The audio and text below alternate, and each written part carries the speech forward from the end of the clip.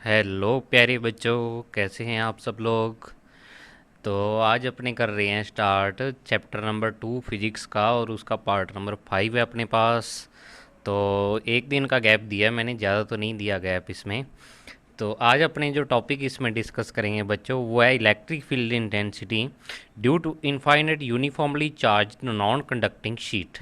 यानी कि अब अपने को किसके कारण इलेक्ट्रिक फील्ड इंटेंसिटी निकालनी है, एक शीट के कारण इलेक्ट्रिक फील्ड इंटेंसिटी आपको फाइंड करनी है। प्रीवियस जो वीडियो थी, प्रीवियस टॉपिक था जो अपना, उसमें अपने एक वायर के कारण निकालनी थी, ठीक है। और अब यहाँ पे शीट कैसी है, नॉन कंडक्टिंग शीट है।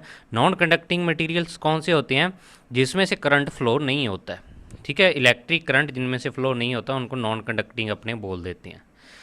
अब इसमें से क्या करेंगे, अपने इलेक्ट्रिक फील्ड इंटेंसिटी निकालेंगे। तो देखो, आज का टॉपिक स्टार्ट करने से पहले मैं 5 मिनट को आपको एक दो न्यूमेरिकल हैं वो करवा देता हूँ। बुक के ही हैं, सॉलिड न्यूमेरिकल हैं, वो आपको थोड़े से डिस्कस कर लेते हैं अपने एक दो। इससे क्या है कि न्यूमेरिकल के साथ अपने अटैच रहेंगे। तो चलिए स्टार्ट करते हैं आज का वीडियो।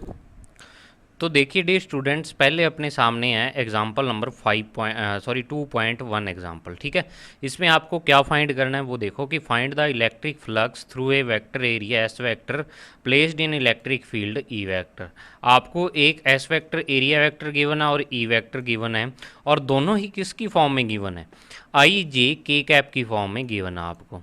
तो जब भी आपको आई जे के कैप की फॉर्म में गिवन हो कोई भी वैल्यू, तो फ्लक्स कैसे निकालते हो, आपको फ्लक्स निकालना है phi is equal to E dot d S. Dot product करना होता है। अब डॉट प्रोडक्ट भूल तो नहीं क्या करना। तो देखो क्या करेंगे, ई वेक्टर की वैल्यू लिखेंगे और डी एस वैक्टर की। अब डी एस वैक्टर के साथ ओनली जे वेक्टर है, और आपको पता है कि जो डॉट प्रोडक्ट होता है ना, वो ओनली आई का आई के साथ, जे का जे के साथ, और के का के साथ होता है। तो यहाँ आई के साथ तो कोई मल्टीप्लाई होने वाला है ही नहीं, तो आई का अपने क्या मान लेते हैं, मान लो यहाँ पे 0 आई कैप, और प्लस में क्या मान लेंगे, ये वाला 5 + 3 10⁻³ जे कैप। तो 200 को जब आप 0 आई कैप से मल्टीप्लाई करोगे तो ये 0 आ जाएगा, और साथ में ये क्या आ जाएगा, 1500 इंटू 10⁻³ तो ये 1.5 वोल्ट इंटू मीटर, इसका क्या आ गया, आंसर आ गया, ठीक है। तो बिल्कुल सिंपल सा न्यूमेरिकल था, डायरेक्ट मल्टीप्लाई करना था। अब बात आती है इस न्यूमेरिकल की। ये वाला न्यूमेरिकल क्या है, थोड़ा सा यानी समझने वाला है। अब ये न्यूमेरिकल आपको तभी करवा रहा हूँ क्योंकि इसके जैसा टॉपिक आपने कर लिया है। तो अब आपको क्या दिया हुआ है कि cylinder is lying in a uniform electric field such as its axis is along to the electric field. मतलब जो सिलेंडर की एक्सिस है ये वाली, ठीक है, ये क्या है कि इलेक्ट्रिक फील्ड के लॉन्ग है। आपको एक इलेक्ट्रिक फील्ड दिया हुआ है इस डायरेक्शन में ई वेक्टर, जो कि यूनिफॉर्म इलेक्ट्रिक फील्ड है, ठीक है। ये दिखा रखा है जो इलेक्ट्रिक फील्ड लाइन है, इस ई वेक्टर की इलेक्ट्रिक फील्ड लाइन आपको क्या कर रखी है, शो कर रखी है यहाँ पे, ठीक है। तो अब आपको क्या करना है, show that the net flux through the cylinder is 0। मतलब इस सिलेंडर से नेट फ्लक्स की वैल्यू क्या हो रही है, 0 हो रही है, ठीक है। नेट फ्लक्स होता क्या है कि जो इसमें क्या हो रहा है, फ्लक्स एंटर हो रहा है और जो इसमें पास आउट हो रहा है, दोनों का डिफरेंस होता है वैसे तो अपने क्या करते हैं कि सिलेंडर के 3 सरफेस होते हैं। आपको प्रीवियस वीडियो में मैंने बताया था कि 2 सरफेस तो क्या होते हैं इसके, सर्कुलर होते हैं, और एक जो सरफेस होता है वो इसका क्या होता है, कर्व्ड सरफेस होता है, ठीक है। तो वही चीज़ की सिलेंडर के अपने यहाँ पे 3 सरफेस डिवाइड कर लिए। एक S1 सरफेस ये वाला सरफेस हो गया, S2 ये वाला हो गया, और S3 जो इसका कर्व्ड सरफेस है वो वाला हो गया। और S1 वेक्टर की वैल्यू क्या होगी, इधर होगी, ये S1 वेक्टर हो जाएगा, क्योंकि कोई भी सरफेस का आप एरिया वेक्टर कैसे लेते हो, उसके परपेंडिकुलर, और ई वेक्टर भी इधर है। तो यहाँ पे जो थीटा की वैल्यू हो जाएगी, थीटा क्या होता है, ई और डी एस के बिटवीन एंगल होता है, वो 0 डिग्री हो जाएगी इस सरफेस के लिए। अब बात आती है इस सरफेस की। तो इस सरफेस का जो डी एस वैक्टर है यानी एरिया वेक्टर है वो इस डायरेक्शन में है, लेकिन देखो इस सरफेस का जो ई वेक्टर है, ई वेक्टर की डायरेक्शन तो आप चाहे कहीं मर्जी निकाल लो, ये वाली आएगी। तो अब आपका डी एस वैक्टर तो है इधर और ई वेक्टर आपका इधर आ रहा है, तो एंगल आप ये वाला लोगे बीच वाला, तो ये एंगल कितना हो जाएगा, यहाँ पे 180 डिग्री आपका एंगल हो जाएगा, ठीक है, 180 डिग्री। तो S2 सरफेस पे अपना जो एंगल आ रहा है E और DS के बिटवीन, वो आ रहा है 180। और S3 जो सरफेस है इस पे देखो, E वेक्टर तो इस साइड है, ये ई वेक्टर की डायरेक्शन है, और डी एस वेक्टर क्या हो जाएगा, परपेंडिकुलर ऊपर की ओर हो जाएगा, अपवर्ड। तो यहाँ पे जो एंगल आएगा वो कितना आएगा, 90 डिग्री आएगा। और 90 डिग्री आपको पता है कोस 90 की वैल्यू क्या होती है, ज़ीरो होती है। तो ये वाला तो कैलकुलेट ही नहीं करना अपने को, ये तो ऑटोमेटिक से ज़ीरो हो गया। अब बात आती है S1 और S2 की। यहाँ एक पे एंगल 0 डिग्री आ रहा है और दूसरे पे 180 डिग्री यहाँ पे एंगल आ रहा है। तो वही as shown in figure we can consider the cylinder to be considering of three surfaces, two circular faces S1 and S2 and curved surfaces S3। मतलब सिलेंडर इन तीन सरफेस से मिलकर बना हुआ है। Then the net flux through the cylinder अपने लिख लेते हैं, net flux E dot d S लिखते हैं, फिर E d S cos 0, E d S cos 80 180 और ई डी एस कोस 90। तो अब लास्ट वाला तो ज़ीरो है ही, और इसकी वैल्यू देखो 1 होती है और कोस 80 की वैल्यू -1 होती है। और डी एस जब आप एरिया निकालोगे तो ये S1 और S2 एरिया आ जाएगा। तो सिलेंडर का ये वाला सरफेस और ये वाला सरफेस का एरिया तो इक्वल ही होता है, क्योंकि दोनों ही सर्कुलर रहते हैं। इसको S एज्यूम कर लेते हैं, तो E S minus E S is equal to 0। मतलब फ्लक्स आपके पास क्या आ गया, 0 आ गया। ठीक है ना। तो अब 0 क्यों आया वो देखो, रीज़न क्या है 0 आने का। इसका मतलब ये नहीं भी इसमें electric field line pass out ही नहीं हो रही है, पास आउट तो हो रही हैं, लेकिन नेट फ्लक्स क्या होता है कि जो इसमें से बाहर निकल रही हैं इलेक्ट्रिक फील्ड लाइंस और जो इसमें एंटर कर रही हैं वो दोनों ही क्या हैं, इक्वल हैं। तभी क्या होता है कि दोनों का डिफरेंस 0 होता है।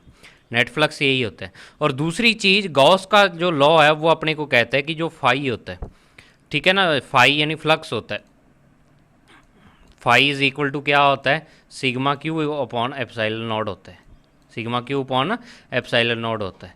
और ये किसके इक्वल होता है, ई डॉट डी एस के इंटीग्रेशन के इक्वल होता है, ई डॉट डी एस के। तो अब यहाँ पे सिग्मा क्यू, तो क्यू तो इसके अंदर पड़ा ही नहीं हुआ, कोई चार्ज पड़ा होना चाहिए सरफेस के अंदर, तभी क्या होता है, फ्लक्स क्या होता है। तो सिग्मा क्यू यहाँ पे 0 है, तो फाई की वैल्यू भी क्या आ गई, 0 आ जाएगी। यही रीज़न है कि यहाँ पे जो सिलेंडर में से फ्लक्स पास आउट हो रहा है वो क्या है, 0 है। ठीक है, नेट फ्लक्स है वो 0 है। अब अपने करते हैं स्टार्ट आज का टॉपिक, जो कि अपना है electric field intensity due to an infinite uniformly non conducting sheet. ठीक है, नॉन कंडक्टिंग शीट के कारण अपने को क्या निकालना है, इलेक्ट्रिक फील्ड इंटेंसिटी निकालनी है। तो बिल्कुल जो आपने पहले वाला टॉपिक वायर वाला किया, अगर वो आपको अच्छे तरीके से समझ में आया हुआ है तो बिल्कुल वैसा ही ये वाला टॉपिक है। ठीक है, तो अब इस टॉपिक में कुछ नहीं, बस थोड़ा सा चेंज आएगा और कुछ ज़्यादा चेंज नहीं आएगा। तो वही चीज़ अपने क्या करते हैं, एज्यूम करते हैं अपने कि let we have a non conducting infinite length sheet, यानी कि आपकी जो शीट है उसकी लेंथ भी क्या है, इनफाइनाइट लेंथ है, और ए बी सी डी इसकी नेम है, which is uniformly positively charged. अब आपको देखो जो शीट लेते हो वो पॉजिटिवली चार्ज लेते हो, शीट ऐसे ली हुई है, ये देखो शीट मतलब पेज एक तरह का। ठीक है ना, ये एक शीट है ए बी सी डी, और इसको आपने पॉजिटिव चार्ज दिया हुआ। पॉजिटिव चार्ज देने का मैंने रीज़न बताया था, पॉजिटिव चार्ज क्यों देते हैं, क्योंकि पॉजिटिव चार्ज के कारण डायरेक्शन दिखानी आसान रहती है, थोड़ी सी ईजी रहता है। ठीक है, लेकिन चार्ज आप नेगेटिव भी दे सकते हो, फॉर्मूले में कोई चेंज नहीं आएगा, सब कुछ वही रहेगा बस। ठीक है, डायरेक्शन उसकी चेंज हो जाएगी, बाकी सब कुछ वही रहेगा। तो the surface charge density of this sheet is sigma. अब क्योंकि आपने शीट ली हुई है और शीट कैसी है, एक 2D कैसी शेप है, 2D शेप, और 2D शेप के लिए आपने क्या डिफाइन किया हुआ है, सरफेस चार्ज डेंसिटी। लेकिन जो प्रीवियस टॉपिक था उसमें अपने एक वायर ली हुई थी, तो वायर में अपने ली थी लीनियर चार्ज डेंसिटी लैम्डा, और उसका जो फॉर्मूला आया था वो आया था 2K लैम्डा अपॉन आर, ये आया था ना। तो अब यहाँ पे अपने क्या लेंगे, सिग्मा लेंगे, क्योंकि जो अपनी शीट है वो एक 2D है। Now we have to find the value of electric field intensity E vector at a point P, यानी एक पी पॉइंट पे अपने को इलेक्ट्रिक फील्ड इंटेंसिटी निकालनी है, situated perpendicular to this sheet as a distance small r. मतलब कि यहाँ पे आपको क्या करना है, इलेक्ट्रिक फील्ड इंटेंसिटी निकालनी है। ये एक शीट पड़ी हुई है यहाँ पे, और इस शीट से ये एक पी पॉइंट है। ठीक है, इस पी पॉइंट पे आपको क्या फाइंड करना है, इलेक्ट्रिक फील्ड इंटेंसिटी फाइंड करनी है, और ये आपको डिस्टेंस गिवन है स्मॉल आर। ठीक है ना, ये स्मॉल आर डिस्टेंस गिवन है। तो अब अपने क्या करना होगा कि direction of electric field intensity, electric field intensity की आपको क्या फाइंड करनी है, सबसे पहले डायरेक्शन फाइंड करनी है। ऐसे ही पिछले प्रीवियस अपने टॉपिक में किया था, पहले डायरेक्शन ही फाइंड की थी। तो डायरेक्शन फाइंड करने के लिए अपने क्या किया था कि दो एरिया वेक्टर, सॉरी उसमें क्या लिया था आपने, दो लेंथ के छोटे छोटे पार्ट लिए थे, स्मॉल पार्ट लेंथ के डीएल। अब इसमें क्या करेंगे अपने, इसमें आपको मैं डायग्राम बना के दिखा देता हूँ, ये वाला डायग्राम, ठीक है। फिर अपने दोबारा इसी डायग्राम पर आ जाएंगे। पहले आप समझ लो भी ये डायग्राम बनता कैसे है। तो देखिए डियर स्टूडेंट्स, ये आपके सामने डायग्राम है, इसमें ए बी सी डी आपको शीट दिखाई हुई है। अब यहाँ पे ये मत कंफ्यूज हो जाना आप, भाई ये वाली शीट सर आपने इतनी मोटी दिखा रखी है। ये जो मैंने दिखाने का इसका रीज़न क्या है कि इसके बैक साइड भी आपको क्या दिया हुआ है, बैक साइड भी आपको दिखानी थी। तो ये इसका जो मैंने बना रखा है ना, ये वाली जो बाउंड्री है ये बैक साइड दिखा रखी है, तभी मैंने शीट ऐसी बनाई है, ऐसे नहीं भी ये मोटी है शीट, ठीक है ना। तो ओनली बैक साइड शो करने के लिए मैंने पीछे एक लाइन लगाई हुई है, ताकि आपको पता हो कि बैक साइड। तो अब जब भी आप क्या करोगे, यहाँ पे एक चीज़ ध्यान देने वाली है कि जब भी आप इस शीट को पॉजिटिव चार्ज दोगे या नेगेटिव चार्ज दोगे, ये शीट है कैसी, नॉन कंडक्टिंग शीट है। कैसी है, नॉन कंडक्टिंग शीट है, यानी कि ये इलेक्ट्रिक करंट को फ्लो नहीं होने देती। तो नॉन कंडक्टिंग शीट को जब भी अपने चार्ज देंगे वो उसमें यूनिफॉर्मली डिस्ट्रीब्यूट हो जाएगा। कैसी यूनिफॉर्मली, मतलब आप शीट को चार्ज तो इस सरफेस पे दे रहे हो। अब आपको पता है कि जैसे शीट आप मान लो पेपर का टुकड़ा मान लो, पेपर की शीट मान लो, वाइट पेपर जो होता है, ठीक है, उसकी एक साइड फ्रंट साइड होती है, एक बैक साइड होती है। तो अगर आप फ्रंट साइड को चार्ज दे रहे हो, मान लो इस साइड को चार्ज दे रहे हो, तो ये वाला चार्ज इस पर यूनिफॉर्मली डिस्ट्रीब्यूट हो जाएगा, मतलब पीछे भी चला जाएगा और क्या हो जाएगा, इसके अंदर भी चला जाएगा। लेकिन कंडक्टिंग शीट में जिस साइड आप चार्ज दोगे ओनली उसी साइड रहेगा। अब इसका रीज़न अपने पढ़ेंगे, आगे आएगा रीज़न भी, इसका रीज़न क्या है। तो सबसे पहले इसको समझो, अपने डायरेक्शन ऑफ इंटेंसिटी निकाल रहे हैं।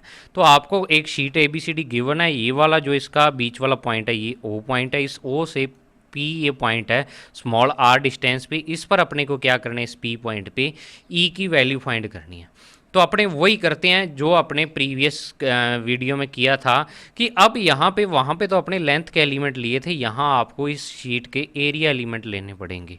एक एरिया एलिमेंट ऊपर लेंगे और एक एरिया एलिमेंट नीचे लेंगे।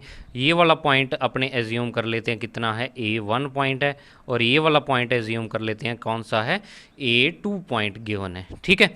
और दोनों ही A1 और A2 इस O जो पॉइंट है, ये मिड पॉइंट जो O है, इससे स्मॉल डिस्टेंस पर है, ऊपर और नीचे स्मॉल डिस्टेंस पर हैं। तो अब अपने को क्या करना होगा, इन दोनों स्मॉल जो पार्ट्स हैं इनके कारण इलेक्ट्रिक फील्ड इंटेंसिटी की डायरेक्शन दिखानी होगी इस पी पर।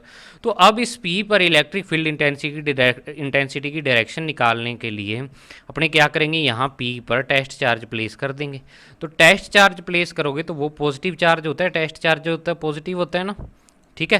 तो अब पॉजिटिव चार्ज को ये वाला पॉजिटिव चार्ज क्या करेगा, रिपेल करेगा। तो अब इसके कारण अगर आपको डायरेक्शन दिखानी है A1 के कारण इस P पर डायरेक्शन दिखानी इलेक्ट्रिक फील्ड की, तो वो रिपेल किस डायरेक्शन में करेगा, इसको ऐसे रिपेल करेगा। ये मैंने दिखा दिया, ठीक है, ऐसे रिपेल करेगा इस डायरेक्शन में। तो ये वाली जो डायरेक्शन हो जाएगी, ये डायरेक्शन किसकी हो जाएगी, इस डी ई वैक्टर की हो जाएगी, ठीक है ना। डी ई वैक्टर यहाँ पे क्या है, यहाँ मैं लिख देता हूँ डी ई वैक्टर। ये d E vector intensity due to A1 area at point P, यानी P पॉइंट पे इलेक्ट्रिक फील्ड इंटेंसिटी की डायरेक्शन है, और किसके कारण है, ये A1 एरिया के कारण है। और अपने ये एज्यूम कर लेते हैं अभी यहाँ पे ये वाली लाइन आगे बढ़ी हुई है, और ये वाला जो एंगल है ना, ये एंगल जो बन रहा है यहाँ पे, ये आपके पास बन रहा है थीटा। कितना बन रहा है, थीटा एंगल बन रहा है। अब बिल्कुल सेम चीज़ यहाँ पे किसके लिए होगी, ये जो नीचे वाला है A2 एरिया ना ये। तो अब इसके कारण इलेक्ट्रिक फील्ड इंटेंसिटी की डायरेक्शन निकालेंगे। तो अब यहाँ पे अगर टेस्ट चार्ज प्लेस किया हुआ है इस P पॉइंट पे, तो ये वाला जो A2 पॉइंट का चार्ज है वो इस टेस्ट चार्ज को ऐसे धकेलेगा, इधर इधर धकेलेगा ना, ठीक है, ऐसे भी उसको भेजेगा। तो ये वाली जो डायरेक्शन आ गई, अब इस नीचे वाले A2 के कारण आ गई डायरेक्शन।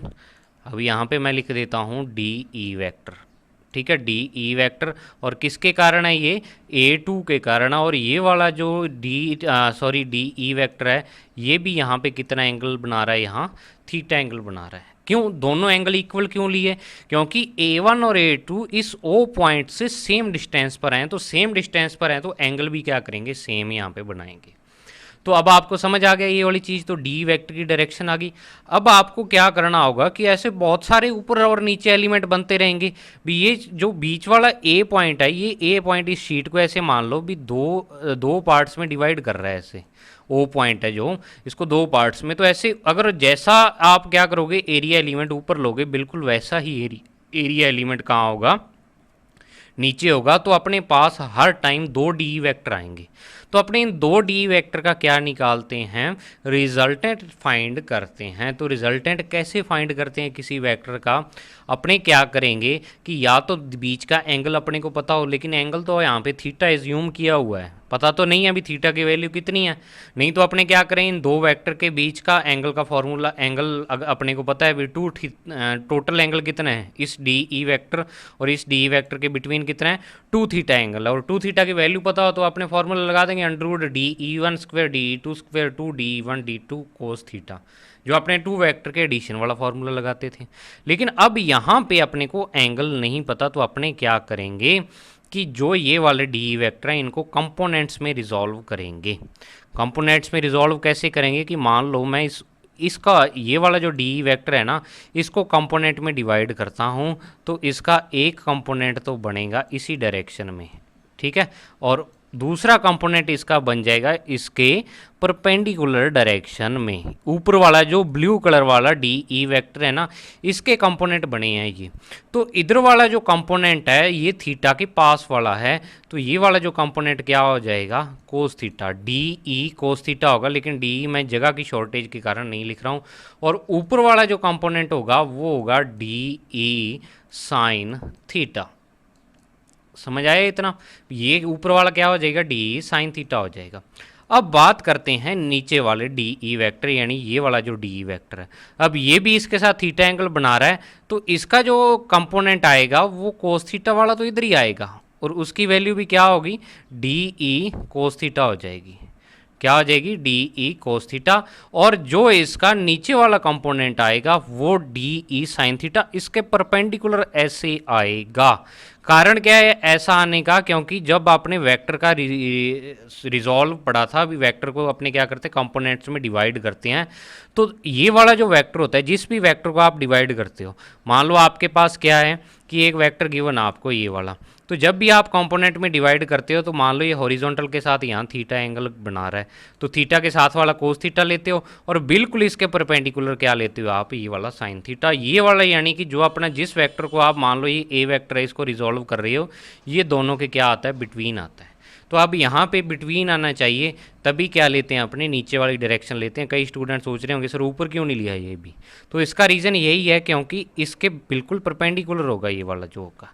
तो अब ये वाला क्या हो गया, डी ई साइन थीटा ही हो गया ये वाला भी, क्योंकि दोनों की वैल्यू क्या है, सेम है, डी ई साइन थीटा।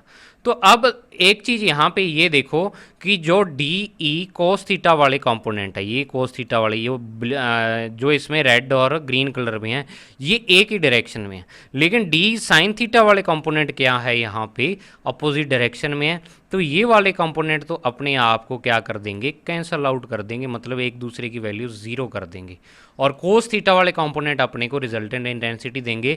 तो अब अपने पास रिजल्टेंट इंटेंसिटी की जो डायरेक्शन आ जाएगी वो आ जाएगी perpendicular to the sheet outward, या outward perpendicular to the sheet, यानी शीट के परपेंडिकुलर होगी और कैसी होगी, आउटवर्ड डायरेक्शन होगी।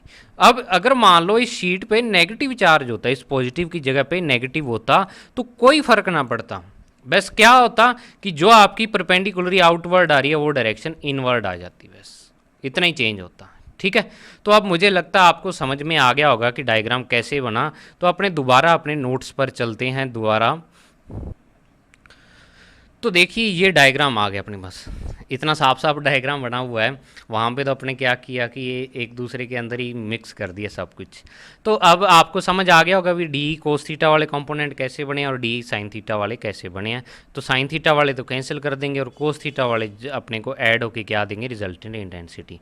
तो अपने ये सारी कहानी ये वाली सारी लिखी हुई है जो मैंने अभी आपको बताई है कि the direction of intensities due to these both elements is shown as diagram and toward A1P and A2P। यानी कि इंटेंसिटीज़ की जो डायरेक्शन है वो क्या होंगी कि जो आपने ये कंपोनेंट लिए हुए हैं, सॉरी इसमें पार्ट स्मॉल पार्ट्स लिए हुए हैं कि ये वाला ऊपर वाला क्या है A1 है और नीचे वाला क्या है A2 है, इसके कारण इंटेंसिटी की डायरेक्शन क्या है, एक इंटेंसिटी ये और दूसरी इंटेंसिटी ये वाली है। तो एक की डायरेक्शन A1P यानी ये वाली और दूसरे की डायरेक्शन A2P यानी ये वाली डायरेक्शन आ जाएगी।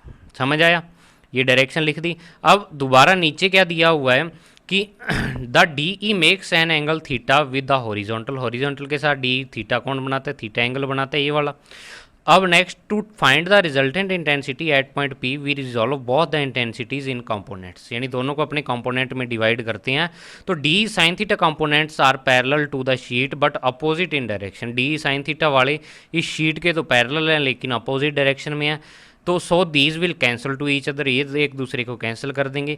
But d cos theta components are perpendicular to the sheet but in same direction, यानी कि डी कोस थीटा वाले कंपोनेंट क्या हैं, परपेंडिकुलर हैं शीट के लेकिन क्या हैं, एक दूसरे की सेम डायरेक्शन में हैं। तो ये क्या करेंगे, so these components will give the direction of intensity, अपने को इंटेंसिटी की डायरेक्शन ये वाले कंपोनेंट ही यहाँ पे प्रोवाइड करेंगे। So direction of resultant intensity E vector due to an infinite charge non conducting sheet is perpendicularly outward, ये क्या आ जाएगी, इंटेंसिटी की डायरेक्शन आ जाएगी टू द शीट। और एक नोट यहाँ पे मैंने लगा के लिखा हुआ क्या है कि if sheet is negatively charge then the direction of intensity is perpendicular inward to the sheet. अब आपको समझ में आ गया होगा कि डायरेक्शन कैसे फाइंड करते हैं। अब बात आती है इंटेंसिटी का फॉर्मूले की, इंटेंसिटी का फॉर्मूला। तो इंटेंसिटी का जब भी फॉर्मूला फाइंड करना है तो आपको क्या करना होगा, गॉस लॉ लगाना ही होगा, उसी से इंटेंसिटी का फॉर्मूला आता है। और गॉस लॉ लगाने के लिए आपके पास होना चाहिए गॉसियन सरफेस जिस पे आप गॉस लॉ अप्लाई कर सको। तो अपने गॉसियन सरफेस बनाते हैं जो कि क्या होता है, इस शीट के क्या होता है, परपेंडिकुलर होता है, सॉरी जो इस शीट में से पास आउट होता है, मतलब कुछ चार्ज को कवर करता है। अब यहाँ पे सबसे ज़्यादा स्टूडेंट्स कंफ्यूज होते हैं और मुझसे पिछली बार बहुत सारे स्टूडेंट्स ये क्वेश्चन पूछा करते थे, भी sir why you draw cylinder as shown in figure, यानी कि आपने सिलेंडर ऐसा क्यों बनाया हुआ है जैसा डायग्राम में है, सिलेंडर दूसरे तरीके से भी तो बन सकता है। ठीक है, तो आपको गॉसियन सरफेस कैसे बनाना है, कौन सा सरफेस लेना है, तो आपके तो मैं बता देता हूँ 12th क्लास में तो दो ही गॉसियन सरफेस आएंगे, एक सिलेंडर होगा दूसरा स्फीयर होगा बस, और आपको बनाने ही नहीं है कोई। अब इस शीट के लिए आपने ऐसा क्यों बनाया हुआ, क्योंकि वायर के लिए तो आपने वायर के अराउंड बनाया था और वो भी सिलेंड्रिकली था लेकिन अराउंड बनाया था। अब ये वाला आपने गॉसियन सरफेस क्यों लिया हुआ है, इसके पीछे रीज़न देखो क्या है कि गॉसियन सरफेस अपना वो वाला होता है जिस पे इलेक्ट्रिक फील्ड इंटेंसिटी की वैल्यू सेम रहे हर जगह, क्या रहे, सेम रहे हर जगह गॉसियन सरफेस पर। तो अब अपने क्या करते हैं, और दूसरी चीज़ क्या हो कि गॉसियन सरफेस ऐसा हो जो कि चार्ज को क्या करे, बाउंड करे। अब ये वाली शीट है ना, ये ऐसे नहीं पेपर के प्लेन में पड़ी हुई है, ये पेपर के परपेंडिकुलर है, मतलब आपकी आईज की डायरेक्शन में है, ऐसे सीधी पड़ी हुई है ये वाली शीट, और उसमें से ये वाला जो सिलेंडर है ये पास आउट हो रहा है। ठीक है, तो ये वाला जो पार्ट है सिलेंडर में से, ओनली ये वाला पार्ट ही तो सिलेंडर का क्या हो रहा है, इस शीट में से पास आउट हो रहा है। तो ये वाला जो पार्ट है ये क्या करेगा, यहाँ पे कुछ चार्ज को कवर कर लेगा, कवर कर लेगा, चार्ज कवर कर लिया। अब दूसरी चीज़ इसमें ये आती है गॉस लॉ में भी, जो आपका गॉसियन सरफेस है उस पे ई वेक्टर की वैल्यू सेम होनी चाहिए। तो अब इस सिलेंडर पे आप क्या करो, चाहे तो ये वाला पॉइंट ले लो, चाहे ये वाला ले लो, चाहे ये वाला ले लो, चाहे ये वाला ले लो, चाहे ये वाला ले लो, हर एक पॉइंट पे, हर एक पॉइंट इस बीच वाला जो ओ पॉइंट है आपका, इस ओ पॉइंट से क्या होगा, इक्वल डिस्टेंस पे होगा कि इस सिलेंडर के आप जहाँ कहीं मर्जी पॉइंट ले लो तो वो क्या होगा, इक्वल पे होगा, और उसकी डिस्टेंस कितनी होगी, जो सिलेंडर की रेडियस है उसकी इक्वल ही होगी, क्योंकि ये सर्कुलर है। तो यहाँ पे ई वेक्टर भी अपना कैसा आ रहा है, यूनिफॉर्म आ रहा है, ई वेक्टर यूनिफॉर्म आ रहा है। तो ई वेक्टर यूनिफॉर्म हो गया और चार्ज भी अपना कवर हो गया इस सर्कुलर एरिया में। ठीक है, इस डायग्राम को 3D में देखना आप, 3D में आपको सारा पता लग जाएगा भी कैसे इसमें से पास आउट हो रहा है। अब अपने को क्या करना है, गॉस के लॉ लगा के और इसका वैल्यू फाइंड करनी है। देखो इस सिलेंडर की जो अपने टोटल लेंथ ली हुई है ना, वो लेंथ क्या ली हुई है, 2r ली हुई है। अब यहाँ पे भी कई स्टूडेंट पूछेंगे सर 2r क्यों लिया, क्योंकि जो अपना गॉसियन सरफेस है वो यहाँ पे ये वाला जो पॉइंट है ना, इसको लिख लेना आप, ये कौन सा पॉइंट है, P। इस P पॉइंट जिस पर आपको इंटेंसिटी निकालनी है उससे पास आउट भी होना चाहिए। प्रीवियस वीडियो में भी देखना आप, उसमें जो P पॉइंट है वो अपने सिलेंडर के बिल्कुल ऊपर लिया हुआ, और यहाँ पे भी P पॉइंट अपने इस सिलेंडर के क्या करेंगे, ऊपर ही लेंगे, मतलब इस सरफेस पे ले लिए जो P पॉइंट है। तो ये वाली डिस्टेंस R थी, और इधर वाली भी अपने क्या ले ली, स्मॉल r ले ली भी इसको इक्वल करने के लिए, मतलब टोटल डिस्टेंस कितनी होगी 2r। और सिलेंडर की रेडियस, ये रेडियस नहीं है स्मॉल आर, ये तो डिस्टेंस है, मतलब टोटल इसकी हाइट होगी। रेडियस अपने नहीं मानने की ज़रूरत, क्योंकि रेडियस इसमें काम ही नहीं आएगी इस फॉर्मूले में। तो वही चीज़ मैंने लिखी हुई है कि to find the value of intensity at point P we make a cylindrical Gaussian surface आएगा, यहाँ सिलेंड्रिकल वर्ड ऐड कर लेना आप, cylindrical Gaussian surface passing through P having length 2r उसकी लेंथ, और पी से क्या हो रहा है, पास आउट। यहाँ पी पॉइंट भी आप लगा लेना, मैं लिखना भूल गया। Then the net flux passing from this surface from Gauss law. Gauss law क्या कहता है कि इससे जो नेट फ्लक्स होगा इस सरफेस से वो कितना जाएगा, phi is equal to E dot d s और sigma q upon epsilon naught, ये गॉस लॉ का फॉर्मूला है, इसको तो रट लो अच्छे तरीके से। Now the cylinder is made up with 3 surfaces S1 S2 and S3। अब आपके सामने दिख रही होंगी कि ये जो सिलेंडर है ये 3 सरफेसेस से मिलकर बना है, ये सरफेस S1 है, ये S2, और S3 कौन सी है, कर्व्ड सरफेस है। आप यहाँ लिख लेना S3, ये वाली क्या है, कर्व्ड सरफेस जो है ये S3 सरफेस है, ठीक है। तो अब अपने 3 सरफेस आ गए, तो मतलब इन तीनों सरफेस से टोटल जो फ्लक्स जाएगा वो क्या होगा, इस ई डॉट डी एस, ये तो है पूरे सिलेंडर के कारण flux E dot d s, और ये एस लिखा हुआ है पैरों में, तो ये किसके इक्वल होगा वो देखो, ई डॉट डी एस S1, ई डॉट डी एस S2 और ई डॉट डी एस S3, इन तीनों के क्या होगा, इक्वल सम के। तो ये ई डी एस कोस थीटा 1, ई डी एस कोस थीटा 2, ई डी एस कोस थीटा 3। अब थीटा 1 थीटा 2 थीटा 3 एंगल क्या थे, प्रीवियस जो अपने टॉपिक था उसी में भी यही लिए थे, ये एंगल थे कि S1 सरफेस पे E और DS के बिटवीन एंगल, और ये थीटा 2 एंगल था S2 सरफेस पे E और DS के बीच, और थीटा 3 था वो था E और DS के बिटवीन S3 सरफेस पे, इस पे आ जाएगा, ठीक है। अब एक चीज़ यहाँ पे ये है कि सर आपने यहाँ पे ये क्वेश्चन आपके मन में उठेगा कि सर आप सिलेंडर को एक साइड ही ले सकते थे, भैया आप इतना ही ले लेते, ठीक है, यहाँ से लेके और यहाँ तक ही ले लेते, इस साइड क्यों बढ़ाया, है ना, ये भी एक समस्या होगी, इस साइड क्यों बनाया। तो वो चीज़ मैं आपको यहाँ बताना भूल गया, अब सुन लो उसको, कि जब भी आपका ये नॉन कंडक्टिंग कोई भी मटेरियल होगा, और नॉन कंडक्टिंग मटेरियल को जब भी अपने चार्ज देंगे, चाहे आप इतने एरिया पे ही चार्ज दे दो उसके, ये चार्ज क्या होएगा, यूनिफॉर्मली डिस्ट्रीब्यूट हो जाएगा। मतलब अगर आप जैसे मान लो किसी पेज को चार्ज दे रहे हो, जो पेज होता है कागज़ का पेज होता है, उसको चार्ज दे रहे हो, अगर वो नॉन कंडक्टिंग है, मान लो वो एक नॉन कंडक्टिंग शीट है, तो इस साइड आप चार्ज दोगे, ये वाला चार्ज क्या होगा, पीछे भी चला जाएगा, इसके अंदर भी चला जाएगा, मतलब हर जगह डिस्ट्रीब्यूट होगा ये वाला जो चार्ज होगा।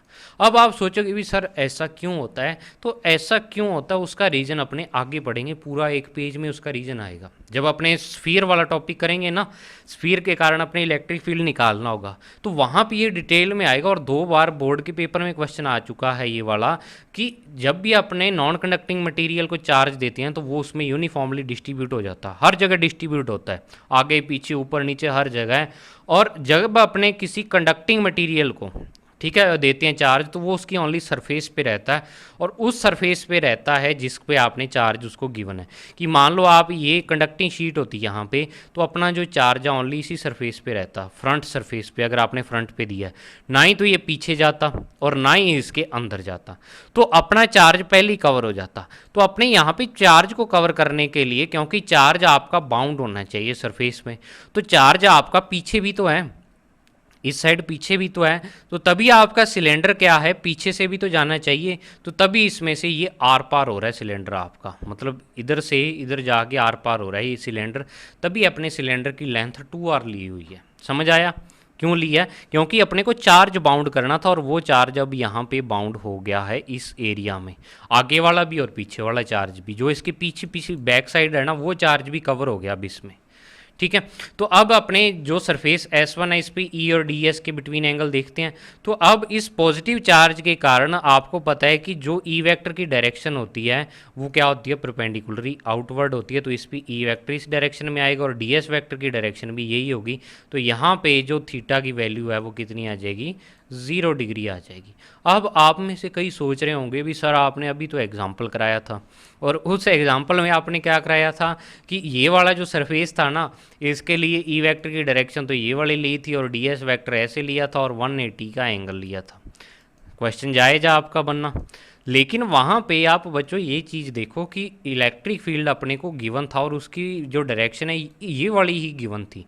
इस डायरेक्शन में कोई इलेक्ट्रिक फील्ड गिवन नहीं था। लेकिन अपने को यहाँ पे क्या है कि ओनली पॉजिटिव चार्ज के कारण इलेक्ट्रिक फील्ड की डायरेक्शन देखनी है, तो वो परपेंडिकुलरली आउटवर्ड होगी।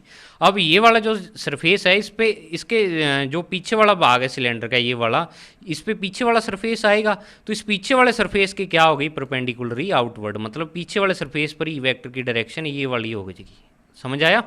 और इस पे क्या आ जाएगी? ये वाली डायरेक्शन। तो यहाँ पे भी ई और डी एस के बिटवीन यानी θ2 की वैल्यू क्या आ गई?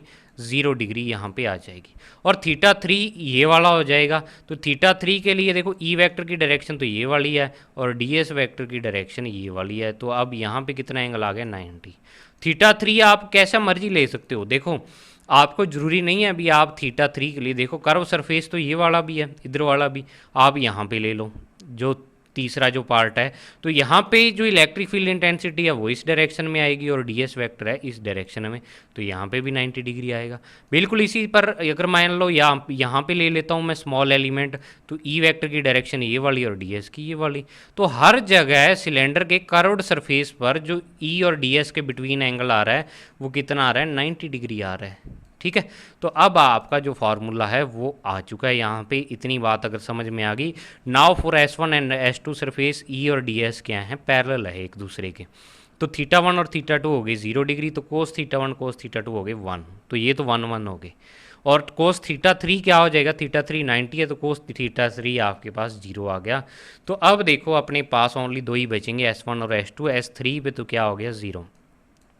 तो अब देखो यहाँ पे क्या हो जाएगा?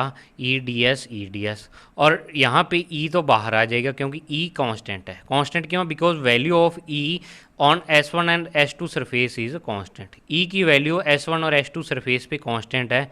क्यों कांस्टेंट है? क्योंकि दोनों ही सरफेस इस बीच वाला जो चार्ज है, ये वाली जो आपकी शीट है, इस शीट से क्या है? सेम डिस्टेंस पे है। ठीक है ना, इस शीट से क्या है? सेम डिस्टेंस पे है। और आपको पता है कि जो इलेक्ट्रिक फील्ड इंटेंसिटी वैसे अपने क्या लेते हैं कि KQ/R² लेते हैं। मतलब ये वाला जो सरफेस है ये R डिस्टेंस पे है, तो इधर वाला सरफेस भी क्या है? स्मॉल r डिस्टेंस पे है इससे, तभी अपने ये लिया हुआ है। समझ आया? अब नेक्स्ट चीज़ आती है कि अब ई की वैल्यू सेम है और डी एस S1 और S2 दोनों का सरफेस एरिया वैसे तो क्या होना चाहिए? πr² होना चाहिए। πr² ना हो के अगर अपने रेडियस कुछ और मान लें, ए एज्यूम कर ले रेडियस, तो πa²। तो अपने उस पाई वाले चक्कर में ना पढ़ के इसको एस ही लिख लेते हैं ओनली। ठीक है, क्या लिखते हैं? एस। वैसे ये एस किसका एरिया है? एक सर्कल का एरिया है। तो फाई की वैल्यू अपने पास आ गई है question number 2। Value of E d S find कर ली। अब वैल्यू ऑफ सिग्मा क्यू अपने को फाइंड करनी है गॉस नियम में लगाने के लिए। तो सिग्मा क्यू की वैल्यू कैसे अपने फाइंड करेंगे? बिल्कुल वैसे ही जैसे आपने लीनियर चार्ज यानी जो आपका प्रीवियस जो टॉपिक था उसमें आपने किया था कि देखो चार्ज ऑन यूनिट एरिया पे तो सिग्मा चार्ज है, और गॉसियन सरफेस में मैंने आपको बताया कि इतना ही जो एरिया है वो क्या कर रहा है? चार्ज को कवर कर रहा है, जो कि सिलेंडर क्या हो रहा है? आपकी शीट में से पास आउट हो रहा है। तो इसका एरिया आपने एस एज्यूम किया है। अभी भी ये वाला जो एरिया है आपको, ये वाला एरिया बीच वाला, ये वाला एरिया कितना है? एस सी है, क्योंकि ये वाला एस ले रहे हो, ये वाला एस ले रहे हो, तो बिल्कुल वैसा ही सर्कल ये वाला है, तो एस एरिया ये हो गया। तो एस एरिया में कितना चार्ज प्रेजेंट होगा? Sigma into S. Unit area में सिग्मा है तो एस एरिया में सिग्मा एस। तो सिग्मा क्यू की वैल्यू आ गई आपके पास सिग्मा एस। ये इक्वेशन नंबर 3 आ गई। अब 2 और 3 से वैल्यू 1 में पुट कर दो। E dot d S is equal to sigma q upon epsilon naught. तो अब यहाँ पे जो आ जाएगा ई डॉट डी एस की वैल्यू तो 2 ES है, और ये हो जाएगा sigma S upon epsilon naught.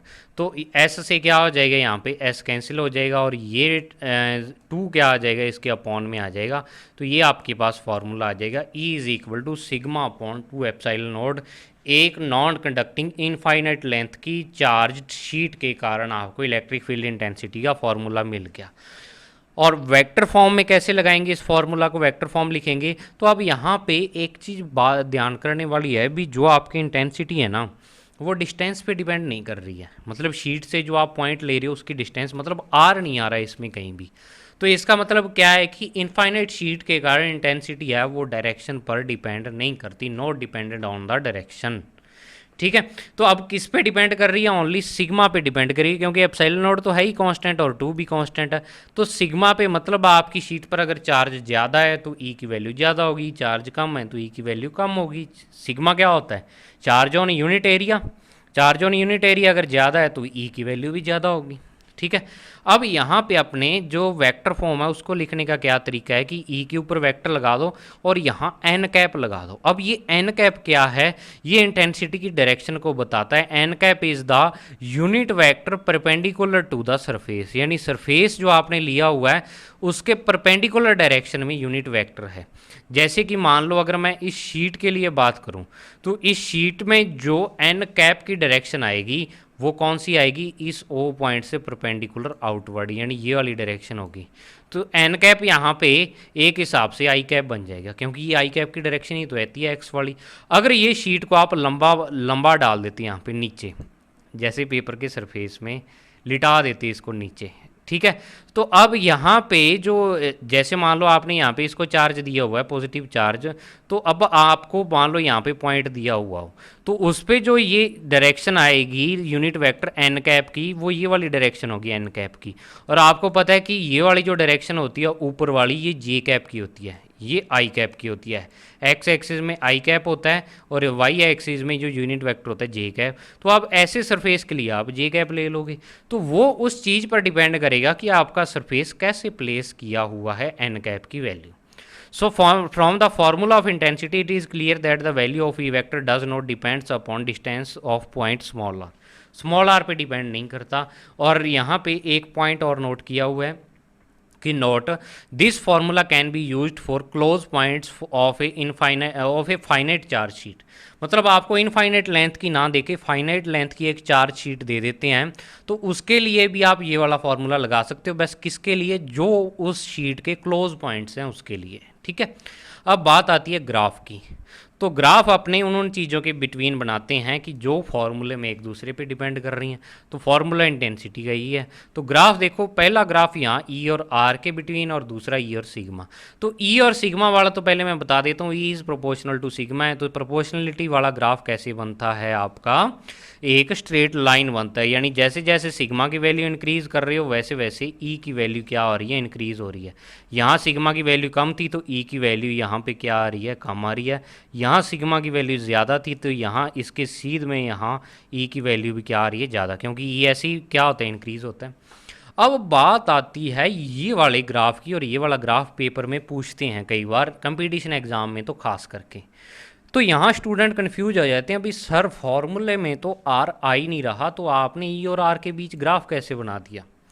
तो देखो ई और आर के बीच कोई रिलेशन नहीं है। ठीक है।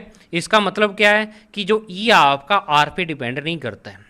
तो ये वाला जो ग्राफ है ये वही चीज़ बता रहा है कि जो ई आर पर डिपेंड नहीं करता। कैसे, जब आर की वैल्यू ज़ीरो है तब ई की वैल्यू आपके पास जो है वही है। जब आर की वैल्यू मान लो यहाँ पे 1 मीटर ले ली तब भी ई की वैल्यू तो वही है।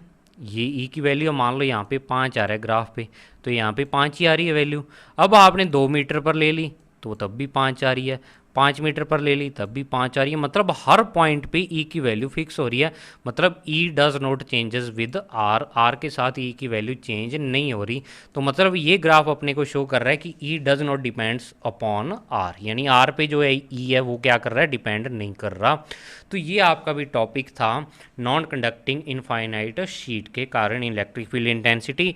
अपनी तरफ से मैंने 40 मिनट में आपको सिर्फ एक टॉपिक करवाया। अगर मैं यही टॉपिक बोर्ड पे करवाना होता ना क्लास में 15 मिनट में करा देता ये वाला टॉपिक।